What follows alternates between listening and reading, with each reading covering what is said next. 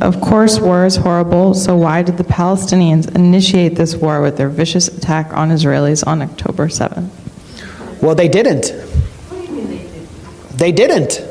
This war has been going on for 75 years. Israel initiated it in 1948 by ethnically cleansing 750,000 people. We must expel Arabs. Get out of here. We must expel Arabs and take their places.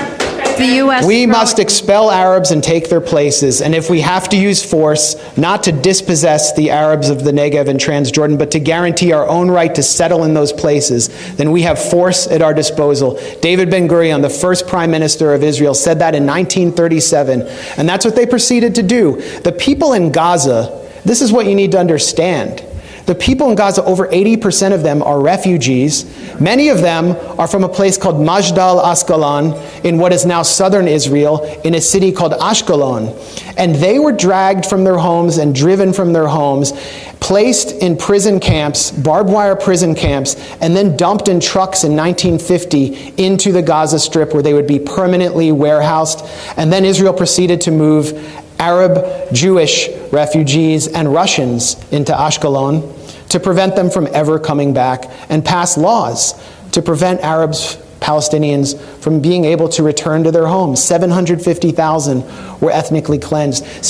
For 18 years, the remaining Palestinians, 100,000, were internally displaced inside Israel. The remaining were put under military rule. They were under military occupation until 1966. Then in 1967, Israel violently, in a war it initiated, occupies Gaza, occupies the West Bank, occupies the Sinai Peninsula, the Golan Heights in East Jerusalem, and then invades Lebanon in 1982, attacking Palestinian refugees there, puts Gaza under siege in 2005. No one can get in or out without Israeli military permission.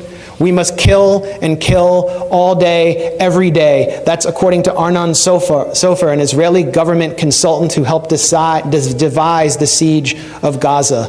For years, Israel would not allow certain chocolates and A2 paper into Gaza. And then they began these brutal military assaults, which they call mowing the lawn. Slaughtering a few people will leave Hamas intact, but teach them a lesson. And I talked to you about those assaults that took place on Gaza. So this didn't come out of a vacuum. You're not going to be able to hold people under siege, to cut them off from the world, and then expect them to just play along.